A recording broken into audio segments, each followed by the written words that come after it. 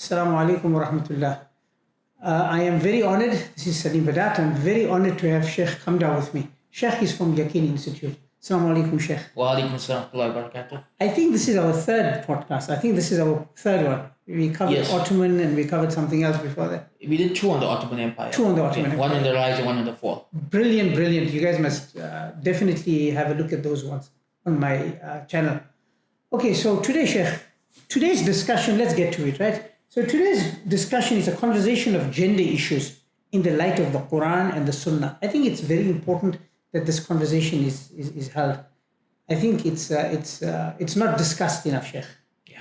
You know, so basically, Sheikh, I think what we need to understand, or the first question I need to ask you is, what the listeners, or what they need to understand is, in the context of Quran and Sunnah, what is the definition of masculinity and femininity?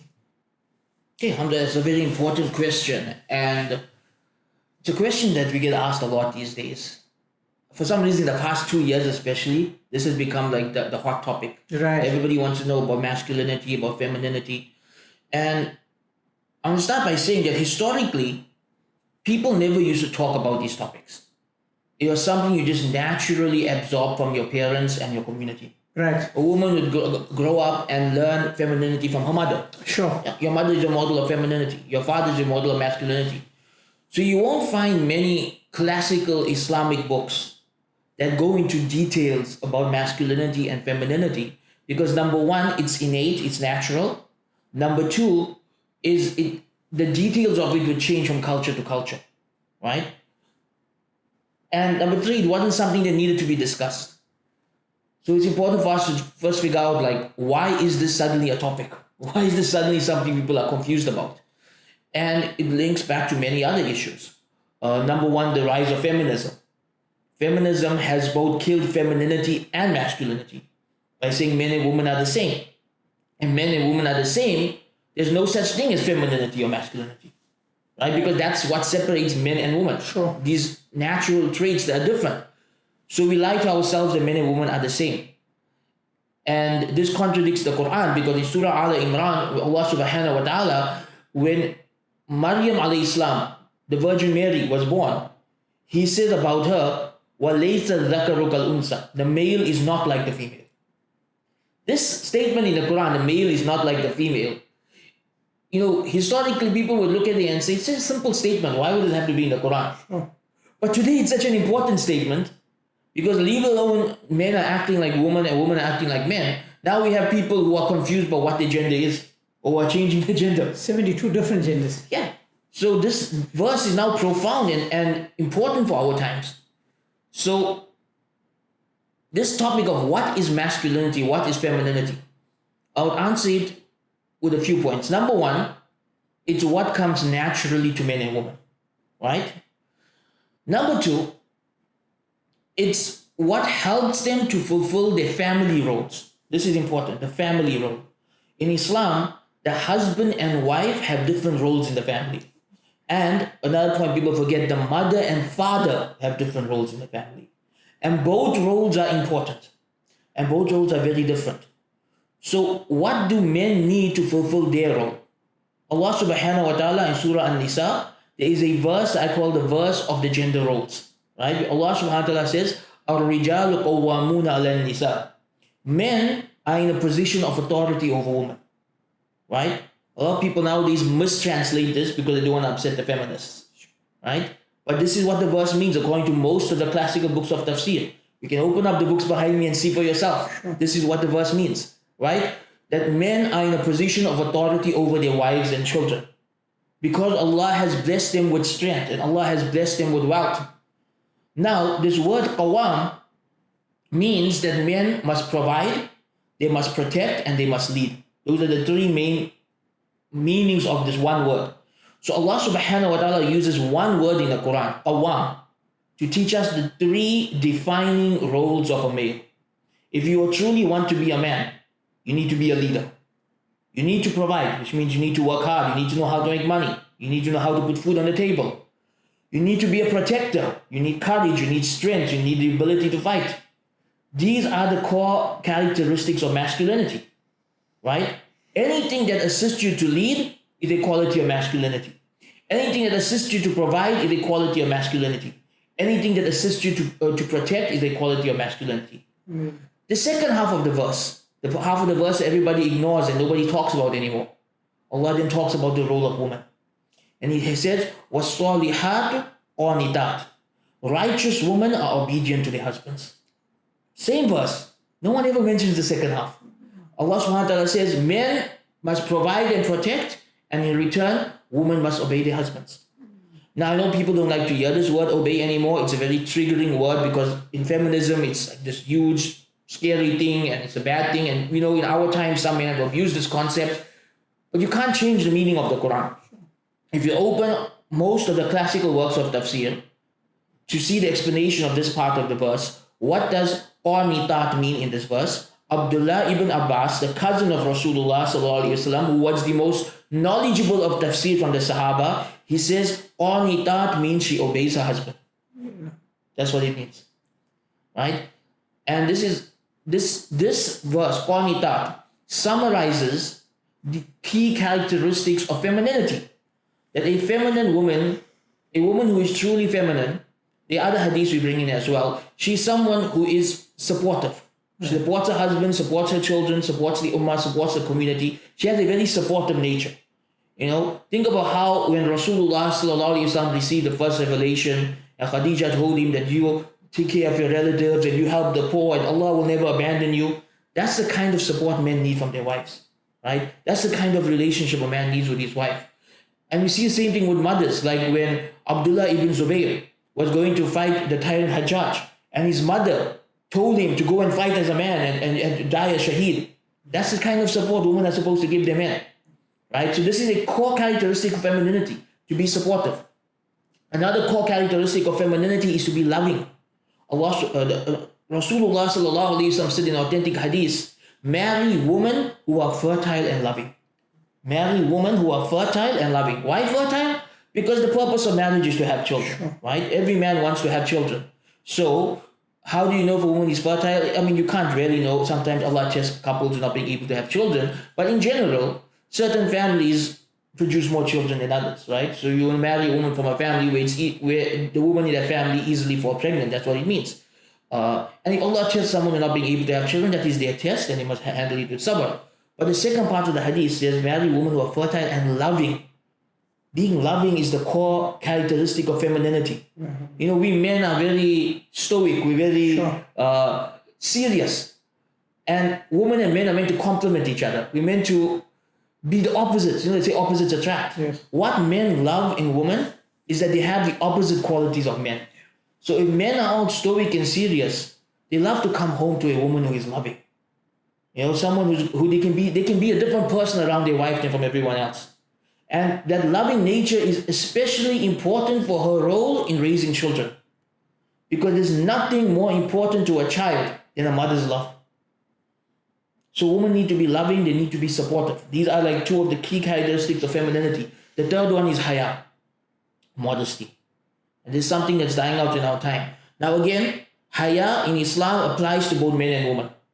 But if you're being honest about the text, about what the Quran and Sunnah say, there is a higher level of haya expected of women. Right? Because women have this natural charm about them, right? That if a woman is truly feminine and loving and supportive, she can be very attractive to men. Men will fall in love with her easily. So an extra level of haya is needed from her side, and an extra degree of lowering the gaze is needed from the men's side. And so the clearest and most obvious way that we know Islam expects a higher level of haya from women is in the way we dress. That women are obligated to cover their aura and men are obligated to cover their aura. But the aura of a woman is more than the aura of a man. Right? Why? Because women are physically more attractive than men. Right? And also the psychological nature of men and women are different. So a higher degree of modesty is required of women. Now here's the thing that people don't realize. Whatever qualities we just mentioned about a woman come naturally. Right. Women are born loving. They are born supportive. They are born with haya. Society strips this away from you. If you're raising a daughter, all you have to do is help her maintain the natural quality she was born with until she gets married. Society says the opposite. Society tells a woman, don't be shy. Yeah. Why are you shy? But shy is part of the modesty, is part of her modesty. There's a hadith that says Rasulullah sallallahu alaihi wasallam was more shy than a virgin woman. So why are we seeing shyness as a bad thing? You know, they say Osman radiallahu anhu was so shy that the angels would feel shy in front of him. So then how is this a bad thing? Islamically, this is a very good concept because this protects you from sin. Especially women, Sheikh. Yes, You know? but that's why I gave the examples of men. Correct. Because if men are supposed to be that shy, Correct. then what about our women? So the aura, the modesty, so it's the dressing. What else is it? What else does it cover besides dressing for a woman? Modesty for a woman, if you look in the Quran, Allah subhanahu wa ta'ala tells women not to speak in seductive tones. Yes. So when you have to talk to a man, whether it's for business or for education or your day-to-day dealings that you can't be avoided, a woman needs to maintain a professional tone. Correct. Right? She shouldn't talk in a alluring way, Absolutely. in a seductive way. So a professionalism in her voice is part of that haya. Not talking to men unnecessarily. Not having male friends. It's very important. Absolutely. Men should not have female friends, women should not have male friends. Yeah. As a Muslim, the only females who should be your friends are your mahrams and your wife or wives, right? Sure. And for a woman, likewise, the only men who you should have a close relationship with are your mahrams and your husband, Right. right? There's no place for these friendships across genders. Right. It's a very dangerous territory to have friendships across genders. Another part of haya for women is that she should prefer to be at home, right? Yes, she may have to go out to work, she may have to go out to study, she may have to go out to shop and to buy stuff for the house, but her preference should be the home. That's the idea. That's the ideal. Rasulullah sallallahu alaihi wasallam said, وَبُيُوتُهُنَّ خَيْرٌ لَهُنَّ. Their homes are best for them, Yes. right? That the woman's home is the best place for her to be. That a woman who is truly reached a level of piety, a high level of taqwa, feels most comfortable being at home. Right. Right? I know this is something that people don't like to hear these days, but again, if you look at the hadith, if you look at the role models in the Sahaba, the greatest of women, Fatima radiallahu anha, we actually don't know the details of her life. Why? She was at home, raising her children, living a very private life. Her life is basically her being at home, doing the housework, raising her children, doing ibadat. Very private, very secluded life. And she was the best of women. She's the role model. She's the peak. She's the goal we want to reach. Not everyone's going to get there, but that's what you need to reach. The other side of a role model people will speak of is Bibi Khadija, who was a trader. And so the woman, you say that, look, yeah, she was in the business world. Bibi Aisha was a scholar of the Sahabas. So they use the other role models. So this is a complete misreading of history. Right. This is reading history from a feminist perspective. Look at the story of Khadija radiallahu anha. Her nickname before Islam was At-Tahira, the chaste woman. Before Islam, she was known as the most righteous woman in her community. She inherited a business from her ex-husband. Her husband passed away, she inherits a business. She hires men to go and do the deals because she doesn't want to be in the marketplace. She doesn't want to interact with men. Before Islam. Before Islam. That's how she meets Rasulullah sallallahu alaihi wasallam. She needs a righteous man to go to the market and do business for her because she doesn't want to interact with men. See, this is not spoken about. It's not. People lie about our history. Aisha radiallahu anha, the most righteous and knowledgeable female scholar of all time. She spoke to men from behind the curtain. No. The only men who would come on the other side of the curtain and speak to her without that curtain were her mahrams. Mus'ab ibn Zubayr, Abdullah ibn Zubayr, those were the ones who came. They were her nephews. Her nephews would come and sit with her. But otherwise, if another man wanted to learn from her, there was a parda between her and those men because the wives of Rasulullah had an even higher degree of haya that was expected of them than from the average woman. Right. There were certain rules specifically for the wives of Rasulullah that don't apply to the average woman. One of them being that they had to have a screen between them and other men. Right? People don't talk about these things because they want to portray a narrative that fits in how they want Islam to be. Right. Yes, there's nothing wrong with women seeking knowledge. There's nothing wrong with women having a business. Technically, it's not haram for women to have a job. Right. But to go and now say that Khadija was a businesswoman out there dealing with men every day, or that Aisha was standing in front of men giving lectures, this is lying about history. Lying, history. absolutely. Right? Rather, what we see is that they accomplished what they did within the boundaries of haya. Got it. They never lost that haya in the process. So, Sheikh, we'll talk about men. Yeah. I think let's just talk about the women. Let's finish this topic. Sure. So in society, so women have a place. Is that what you're saying? They have a place. Their best place is to be in their home, but they have a place, meaning at university, secular education, going into jobs, going into businesses, running businesses. So they have a place. But I'm assuming there's a condition to that, right? A lot of conditions. Yes. So let's just speak of those conditions. Okay, firstly, I don't like this division of knowledge into Islamic and secular. So That's not an Islamic paradigm. So can you just Islamically- elaborate on that? Yeah. Islamically, historically, we divide knowledge into beneficial knowledge and not beneficial knowledge. Not dini talim and secular No, talim. like if you look at the great scholars of the past, Right. they would study hadith, fiqh, maths, philosophy, everything. They didn't look at anything that was beneficial as secular, Brilliant. right? Maths was studied to help you understand the laws of zakah and inheritance, right? Everything was interrelated. Science was studied to help you understand the creation of Allah. Right. Everything was interrelated. So we shouldn't divide knowledge into secular and into Islamic. Rather, we should divide knowledge into beneficial and non-beneficial. Okay. And we would say any knowledge that will benefit you or benefit the ummah, there's nothing wrong with any man or woman studying it, Right. right? But at the same time, you see there's two sides to this. The one side is that the issue of whether women are allowed to study. Right. If you had to just give a fatwa on that, Right. so yes, women are allowed to study. If a woman wants to be a doctor, she can be a doctor. There's nothing haram about studying and becoming a doctor. But what Right. the environment in the university? That's what we're getting to, Yeah. right? That's the other side of it. Sure. So again, you have to be very careful how we talk about these things. Because we're now reaching a point with this generation of careerism, Right. where a woman's career is now the most important thing in her life. And this is now causing major problems for our community. So just to go back, 50, 60 years ago, when some of the ulama said that it's permissible for women to study, to become doctors, to become teachers, whatever, they made a couple of conditions, right? Amongst those conditions, she maintains a haya, she dresses appropriately, she doesn't interact unnecessarily with men. Or also amongst those conditions, she prioritizes her husband and raising her children. Raising her children should never be secondary to a career. Great. This was the main condition that was mentioned, that a woman's number one role in society is to raise children. Children need a mother's love. They need a mother's attention. And most women who are working are so burnt out and tired from work that they can't give the same amount of love and attention to the children that they want to give, right? And many of them work out of necessity, especially in an economy like South Africa. Women work out of necessity, Sure. right? Life is too expensive here. Sure. We're not saying they're doing anything wrong. We're simply saying life is give and take. If you're working, you're not going to have the same time and attention to give your children compared to a full-time mom, right? And this is why in Islam, the role of the mother is so high, right? The status of the mother is higher than the status of the father. Why? Because technically, historically, the mother sacrifices more of her time and more of her own desires and her own goals for her children. Her life becomes all about her children. So in return, they have to put her on a pedestal and treat her as the most important person in their lives.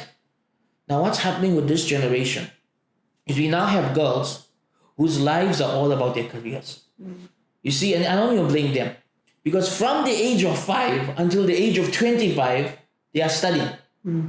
And now when they finish their studies, people are telling them, get married, have children, and be a stay-at-home mom. And what's going through their mind is, I spent 20 years studying to be a stay-at-home mom.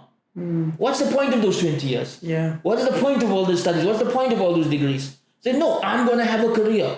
I'm going to work. Now, again, technically, a woman choosing to work and have a career is not sinful. But again, what's the social repercussions? I'll give you some examples. Multiple men come to me with the same complaint. One of them told me, he said, I went to 20 women for proposal. Each and every one of them said, my career comes first. I don't want to have children. This is it. All 20 said, I don't want to have children. That will interfere with my career. He told me, Sheikh, I'm getting married to have children. That's why I want to get married. I want children. Who do I marry in this community? So the scholars said that your career should not interfere with raising your children. So what this generation of women are now thinking, okay, I just won't have children then. This completely disrupts the whole family system of Islam. Rasulullah sallallahu alaihi wasallam told us, get married and have many children so my ummah will be many on the day of judgment. And now we are moving in the opposite direction.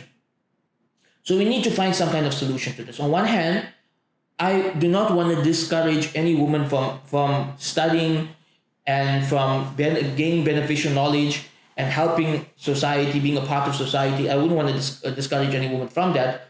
On the other hand, I would strongly encourage women to realize that the most important thing they can do in life is have children and raise children. And that should always be the number one priority. So now we need to find a solution, right? We need to find some middle path. My advice, I know I teach parenting classes, I teach homeschooling classes, all of the women attend these classes, my advice to them is always this. If your husband is earning enough to provide for the family and you have children, then take a break from your career and be a full-time mom.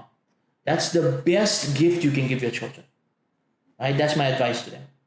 If you can't because the cost of living is too high or you're playing an important role in this ummah, maybe you're a teacher or a doctor and you can't take a break from that career because the role you play is important, then you try and find some balance. So alhamdulillah, for example, here in Durban, we have some Muslim female doctors who their office is only open for 4 hours a day. Yeah. Why? The children come first. Yeah. That's a role model. That's a role model right there. That's the right way to do it. That your children come first. Raising your children is your number one priority. You know, alhamdulillah, we have some women today who choose to work from home or to study online. Yeah. So they can focus on their children. They can focus on the home. Alhamdulillah, that's it. That's a solution. That's a middle path. Because in Islam, every Muslim man and woman should be seeking beneficial knowledge from the cradle to the grave. You should never stop learning, right? So I would never ever tell someone, oh, don't study.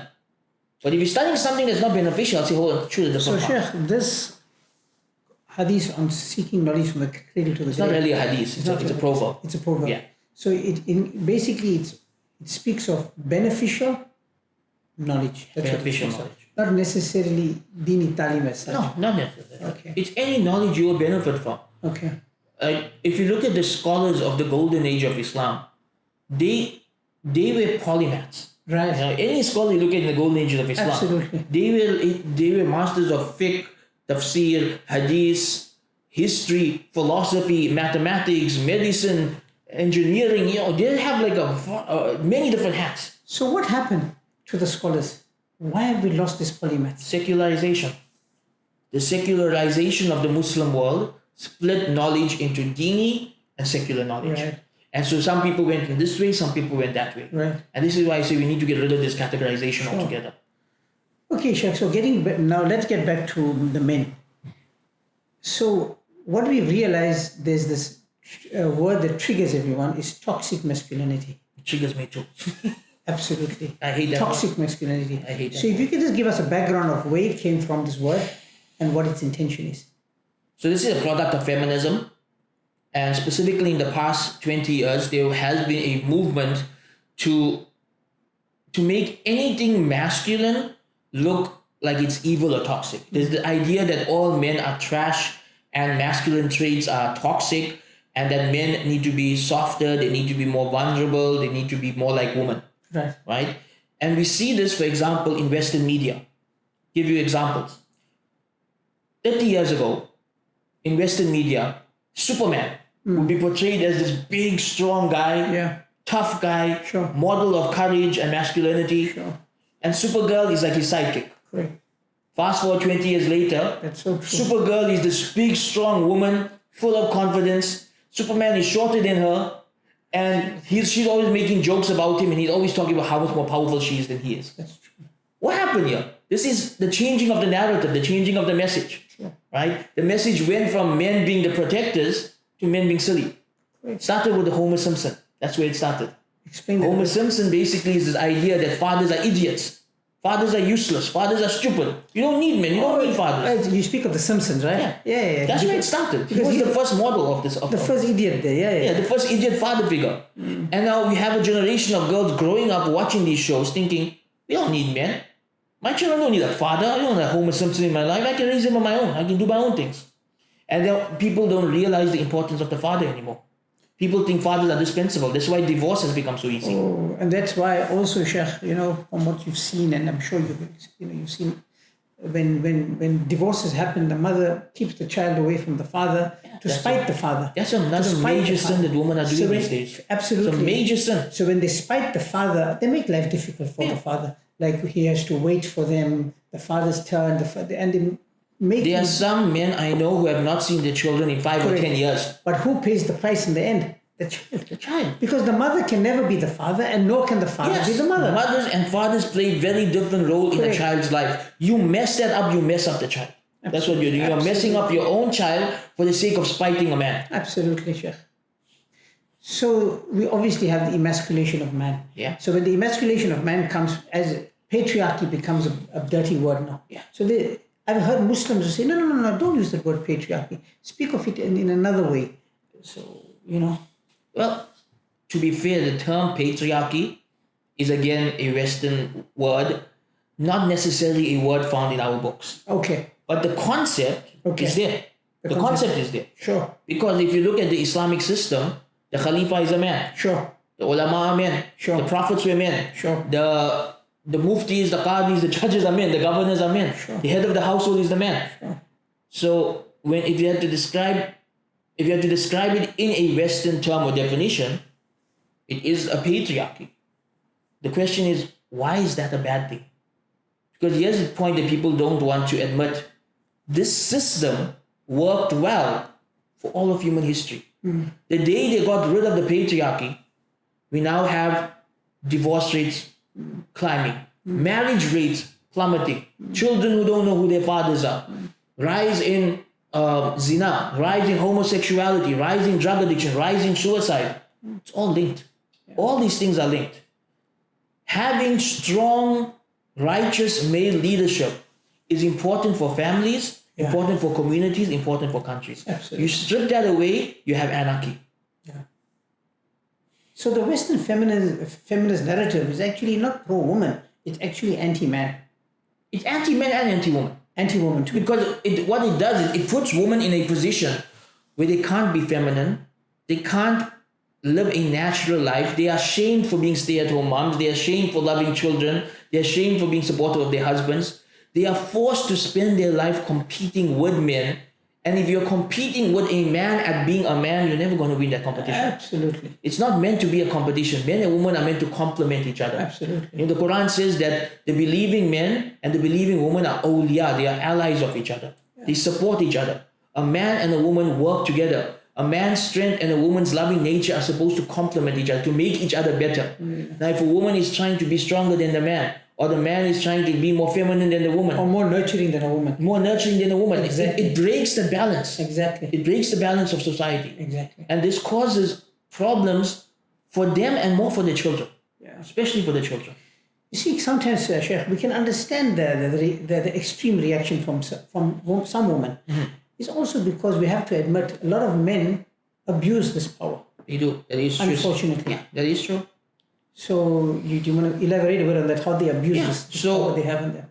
What we find in our times, people who get drawn into extreme movements, whether it's feminism or the apostasy movement or the red pill movement, it always comes from a place of trauma, right? They had a bad relationship, a bad experience that pushed them away. And for example, most women who are drawn to feminism, it usually means they either had a husband or a father who abused their position of authority. Right.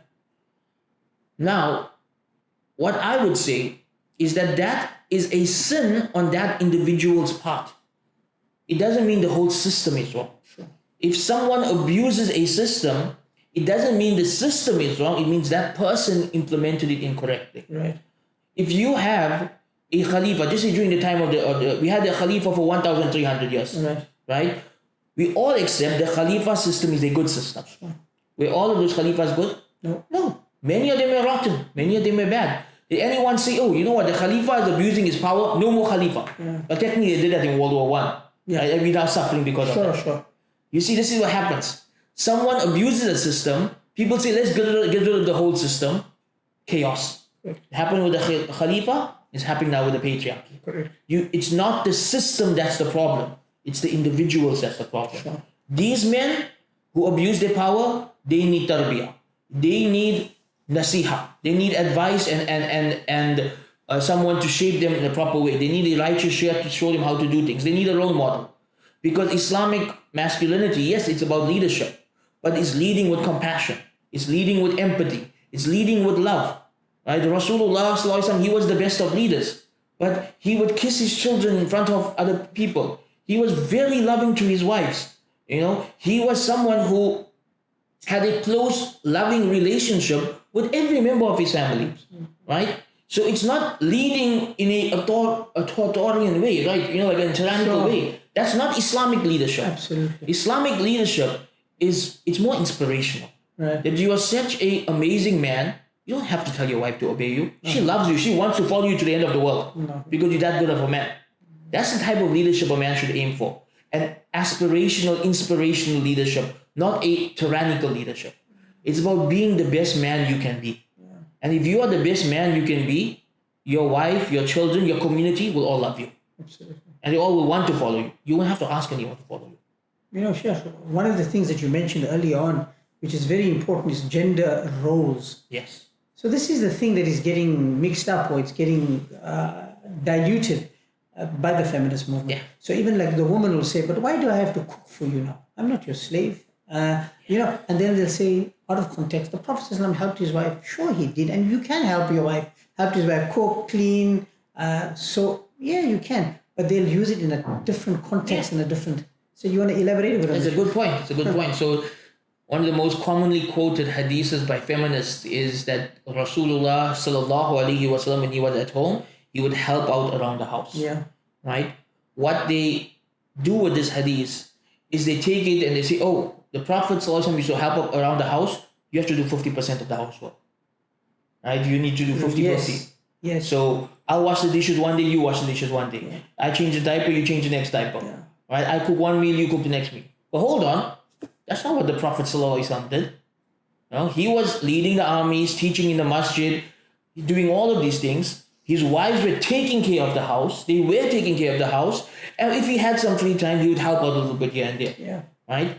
And so what's happening is that women have taken this hadith out of context. Yeah. Right? The context is that when he had the time to help out, he would help out. Yeah. But that wasn't his primary role. Absolutely. The woman understood, this is my primary role, he's just helping me out. You know, it's like if the man's running a business and he's sick, so his wife takes over the business. She's not thinking this is my primary role, she's helping him out. You right? know, it works both ways, you help each other out. Absolutely. You know, Sheikh, like I've been teaching martial arts for about 25 years now. And sometimes my students, well, obviously adults, they'll come to me and say, Sifu, I won't be able to see you for the next 2 months, 3 months. I said, but why? He says, because we've got a baby, or my wife is pregnant, or I have to look after the child. But I said, but what about that 1 hour? You're only spending 2 hours a week with me. So this is also becoming an issue where the man gets married. Now he believes that he has to do everything for her. You know? Again, this is the social engineering of those community we live in, which is strongly influenced by feminism. Yeah. Right?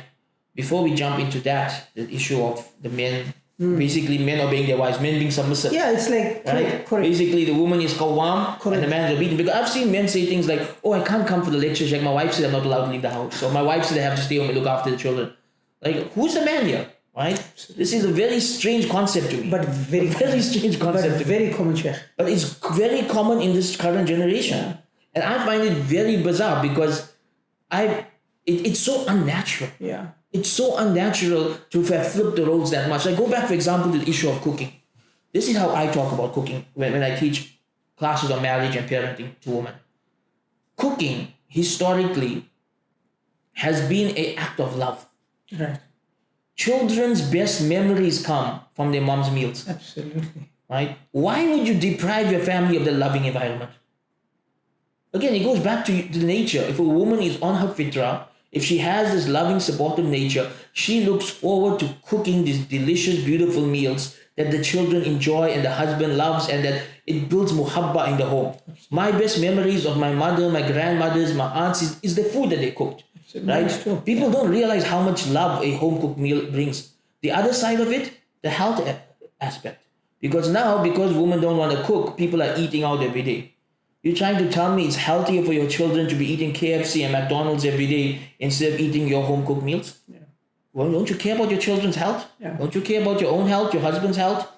Right? This again, it's not looking at things from a perspective of building a loving home. It's looking at things from a perspective of I'm important, what I want matters. It's a power. And since when is cooking slavery? It's a dumb mentality, honestly. It's a silly thing to think or to say. You honestly think doing a loving act of service for your family is slavery? You shouldn't get married. Honestly, if you think that's slavery, you shouldn't be getting married. No, the man, if that's the case, then the man... Working and providing for his family. Correct. His entire life. Correct. 10 hours a day sometimes. Some people work 7 days a week. 100%. In emasculating conditions. Correct. That's slavery. Sure. It is slavery. That's what it is. So coming to men, Sheikh, I mean, we see this condition of, I train, being a martial artist, I train the youth, I train young people. And what advice would you give them about regaining the masculinity, about training, about being a man again? What does it mean to be a man? So when it comes to young men who are suffering from this, I call it the Manchild Crisis, right? That they extended adolescence, they don't know when to grow up. They don't know at what point I become a man. You see, in the past, it was very simple. You hit puberty, you're a man. There's it. So there's no teenage phase out There's no teenage phase in Islam. That doesn't exist. In Islam, you are a child, and as soon as you are physically capable of enjoying sex, you are an adult. That's the Islamic way. Sure. As soon as you're physically capable of enjoying sex, you're an adult. Sure. Right? And I believe if we start treating our children as adults from the time they start showing the signs of puberty, they will mature faster, they will grow up faster, they will become men and women faster. The problem today is we took away that biological, natural distinction between adult and child, which is puberty, and we didn't replace it with anything. Like, what is the marker today for a boy to be a man? There is no marker. There are some 25-year-old boys out there. There are some 30-year-old boys out there. So, from my experience with young boys, 2 things make them a man. 1, hardship. Life gets hard, they're forced to man up. Difficult times make strong men, right? The second is having a vision and a goal and a purpose to your life. Now, we cannot force hardship on our boys. By the way, some classical societies do that. There are many tribes still in the world today. If you go to some of the islands that are not civilized in the way that people call civilized. I don't like using that word, but you know what I mean. It's the islands where they don't have modernity, right? On those islands, what they do is when the boy is at the age of puberty, they take them away from their mother and they make them live alone in the jungle for a week. And that hardship makes them a man. So some societies do simulate hardship to toughen a boy up and make him a man, right? But again, I don't think we can do that in our society. The mothers will complain, right? And by the way, one of the reasons I think boys are not growing up today is mothers are getting in the way of fathering. Mothers are not allowing fathers to play their role in the family. Because the father is the one who makes sure his son becomes a man, right? And the mother is like, oh, my baby needs to stay my baby for life. Sure. So that's a big problem. So let's go the other route. So you have a young man who knows he has a problem. He knows that he still feels like a child even though he's 20, 25, 30, whatever. What can we do to help him grow up? Number 1, help him figure out a vision and purpose for his life. I've noticed that any young man who now has a vision or purpose for his life, something they want to work towards, something clicks upstairs, something changes upstairs. Overnight, they go from being this childish guy who's only interested in video games and cartoons to someone's like, I need to get this done. I need to figure out, how do I do this? How do I become this? How do I achieve these goals? And they grow up instantly. So what I like to do with young men is help them figure out, what do you want to do with your life? What would you like to accomplish? You don't have much time in this world. What would you like to accomplish with that time? And how can we do that? Because once somebody has a purposeful vision for their life, they mature instantly. So this is my primary focus when dealing with young men, helping them figure out their purpose and vision for their life. So Sheikh, we'll round up. So what advice, if you have some advice for education institutions like schools and maktabs regarding what we spoke about, regarding about raising men, raising women in the light of the Quran. So you're speaking to schools. Yeah, well, firstly, I'm a critic of the entire school system. I believe the whole system needs to be demolished and replaced with something new. The entire system is ridiculous and outdated and has its root in colonialism. It's meant to create people that just blindly follow whatever the government teaches them. Right. And our Islamic schools just took that whole system and just added some Islamic window dressing. We got an Arabic name, our girls wear hijab, we have Islamic studies as a subject. Yeah. Everything else is still the same. Yeah. Right? So Muslims going to Islamic schools are still learning feminism.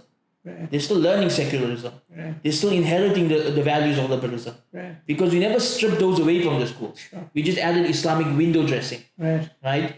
And this is a problem. So if you had to honestly ask me, one of the long-term projects I'm working on is a complete revamp of what we call education and learning. Going back to grassroots, that this whole system doesn't work and needs to be replaced. But in the meanwhile, this is what we have. We have schools, we have madrasas, we have universities. What can they do to fix this problem? Number one, they need to be honest about what Islam teaches on these topics. The schools are not honest about what Islam teaches on these topics. They either hide these topics, or sometimes a lot of the women teaching in these schools are influenced by feminism. And they are passing it along to the next generation. Can I add to that, Sheikh? Hiding the topic, I even seen ulama who hide this topic of, when a man and woman gets divorced, when a child becomes baligh at a certain age, comes to the father. I've seen ulama who are even afraid to go to that route because of the backlash from the woman or the feminist woman. So sometimes, obviously there's criteria and conditions to that. Yeah. But if the man is a good man or whatever, they shy away from this type of thing. So it's not only the schools, but it's also the scholars that shy away. This is a global problem in all Western societies, that a lot of ulama today are bullied by the feminist movement into keeping quiet about a lot of topics. Yeah. Polygamy, Sure. hijab, the rights of men, the rights of husbands, Sure. the role of fathers. All of these things, they are bullied into silence. Sure. Anytime you bring up these topics, you'll find some woman crying, oh, somebody did it in the wrong way, therefore don't talk about this. Right. People are going to abuse it. Right. So they try to shut down any discussion on these topics. Right. And when you shut down any discussion on these topics, then we can never find a solution. And how can the youth trust you? How can they trust you How with your can life? the men trust you? The young, how can the youth trust you? And now we see people are losing faith in their scholars because their scholars are too scared to address these topics. They're too scared of the backlash. Absolutely. Then this is something that has to be overcome. Because again, going back, what's the fundamentals of masculinity?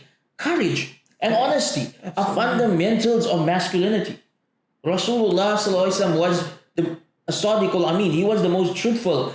And he was the first one in the front in the battlefield, leading the way whenever there was a battle. Sheikh, in the contemporary, when you speak of masculinity, you think of Hamas. Yeah. And look at Hamas and what they are facing. Look at now, apparently Yemen has been attacked now. Yemen takes on a war that is not their war, but they take it on because the ummatic solidarity, the love for the rest of the ummah. Yeah. Today we are seeing now a rise in these models of masculinity, alhamdulillah, in the Muslim world. And again, it really shows that difficult times make strong men. Sure. That's why the models are coming from that part of the world. May Allah grant them victory. Ameen. But going back to our communities, what can we do? Right? Number one, we need to get real about these topics. And we also need to approach it from the perspective of the wisdom. Because a lot of our young ladies don't understand the wisdom behind haya, or the wisdom behind hijab, or the wisdom behind raising children or being a mother, right? Again, it's about how you view the world. If you view the world from a Allah-centric perspective, that Allah is most important, what Allah wants for us is best for us, then you're going to have no problem with any of the teachings of Islam. But today people view the world from a individualistic perspective. Yeah. Individualism is all about me, my desires, my goals, my freedom. Yeah. And if that is your sole concern, then you don't want any responsibilities, you don't want any obligations, you don't want anything that gets in the way of that. Right? We have to root out individualism from this ummah, because this is a disease. Because even amongst the young boys, I know many young men today who don't want to get married because they don't want responsibility. Individualism. It's affecting both the men and the women of this generation. in a way that is going to be very dangerous long term. And just one last bit of advice, the young people out there thinking, but so what if I don't get married? So what if I don't have children? It's my life. Yeah. Okay, on an individual case by case, maybe it's your life. But if this now becomes the majority, we're looking at what's happening in the West. What's happening in the West? We are now seeing decreasing populations instead of increasing populations. In Europe, even in Japan, even starting to happen in America, not enough people are having children to replace the previous generation. And they are very worried about entire families going extinct and entire civilizations and cultures going extinct over time. And this, again, we go back to the goals of the Sharia. One of the 5 primary goals of the Sharia is the preservation of lineage, the preservation of Muslim families, right? This is the purpose behind marriage, behind intimacy, behind having children. This is the purpose behind the Hadith that says get married and have many children. When you and the majority of people choose not to get married or not to have children, you're not only contradicting the Hadith, but you are now going to cause a major problem in the long term. We're not going to have enough Muslims in the next generation. We're going to become a decreasing population in a country where we're already a minority. That's not a good move. Absolutely. Strategically, that's not a good move. We are already 2%. If the next generation is not getting married or having children, that means we're going to be 1% within 50 to 100 years. Sheikh, just coming back to, I think we have another 2-3 minutes. Yeah. Okay. Before we go to protective jealousy, if there's such a thing, the other one is double standards that we experience too. So the double standard is we say, it's okay if my son to have girlfriends, so it's okay for my son to have, but my daughter I'm going to be strict with. So that's sometimes the woman, I've come across cases where the woman will say, but the girl will say, but daddy, I'm happy because this is what Allah wants of me, but why are you so lenient on the son that he can have all this love? So this is the double standard we also experience. The other one is, something stuck in my mind. Protective jealousy. It is normal for a man as a Muslim who's got Iman in his heart to be protective over his wife, over his daughters, and who they associated and who they don't. But somehow that is taken out of context by the feminist movement, calling the man, they call it, there's a word for it they have. So do you want to elaborate a bit on that, Sheikh? Okay, so the first point you mentioned on double standards is haram. Absolutely. Zina is haram for men and women. Correct. It's flat out haram in either way. La taqrabu zina, do not go near zina. What kind of a Muslim is fine with their son committing zina? Allahu Akbar. And what kind of parenting is that? Sheikh, there's also where fathers are not even protective over their daughters. It's okay. It wasn't that now we have men displaying their wives' full beauty on social media for other men to praise. They have been emasculated. Disgusting behavior. Sheikh, they have been emasculated.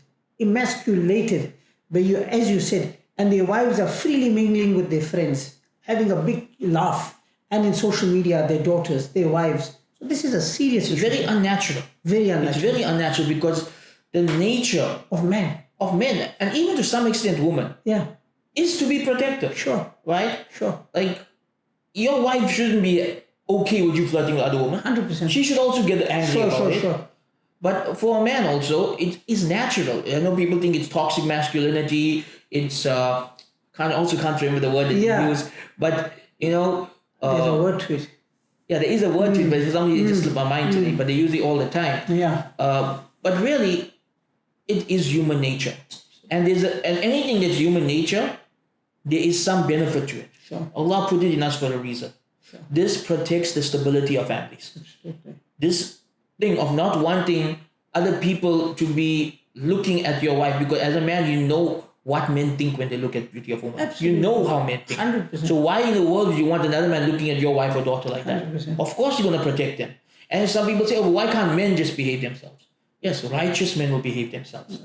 But every single man in this world, can you protect your daughter? No. Can you go to every single man in this world and make them righteous? No. No, as a man, you know that out there in the world, there are perverts, there are some disgusting men, there are some scary men. You need to protect your family from that. Like the Western narrative, they would say the woman will walk in a skimpy way or in a revealing way, and the Western, not necessarily Muslim, but the Western narrative is, but why are you looking at her? You should lower your gaze, or you shouldn't interfere with her. But Islam has an answer for that, because in the Quran, I'll paraphrase it, Allah is saying, men should lower their gaze, but women should guard their modesty.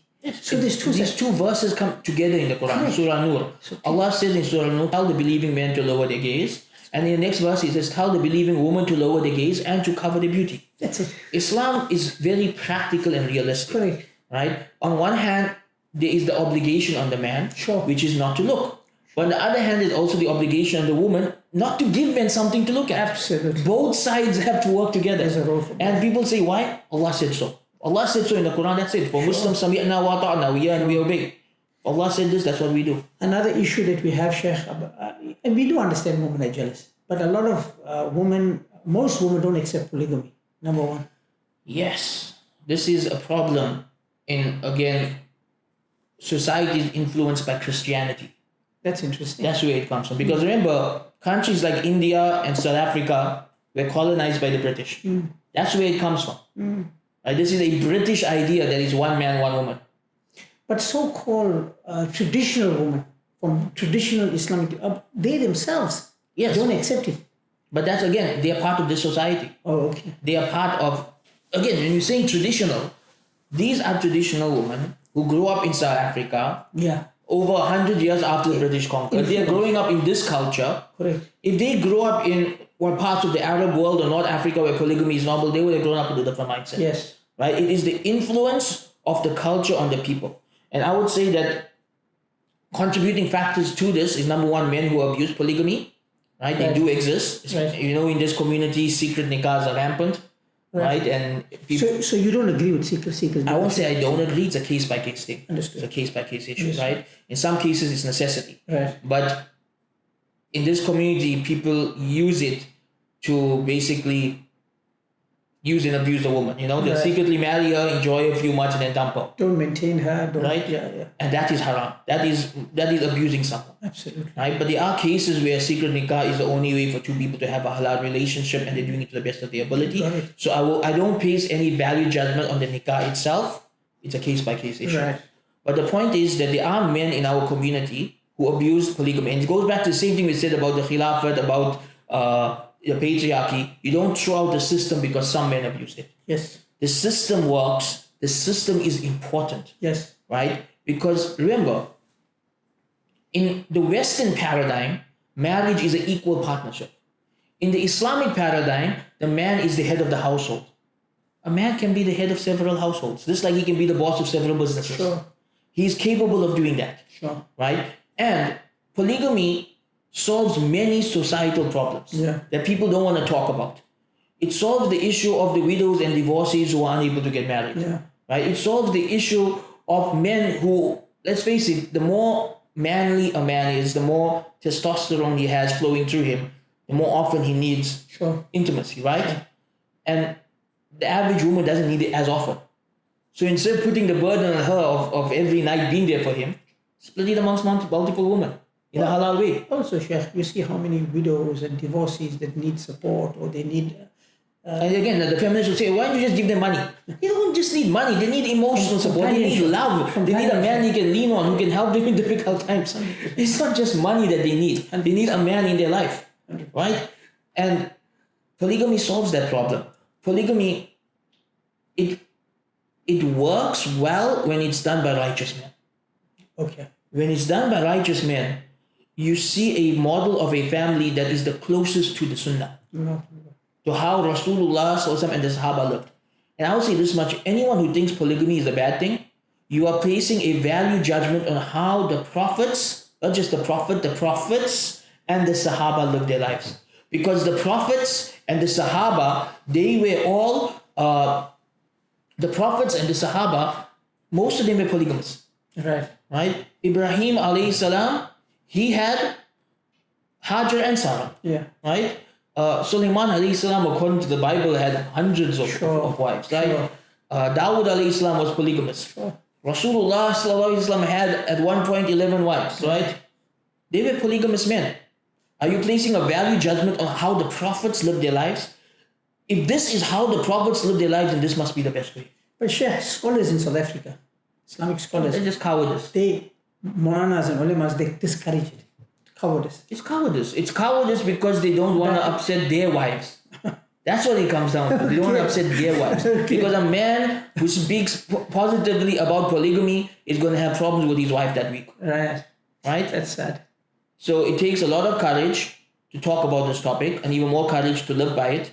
But I believe this solves a lot of problems, and real manly men who are strong leaders, strong providers, strong protectors, who know how to keep women happy, how to take care of their rights, who are able to have a lot of children and raise them well, who are able to provide and protect for many women and many children. For them, polygamy is a blessing for the entire community. These men lead the community.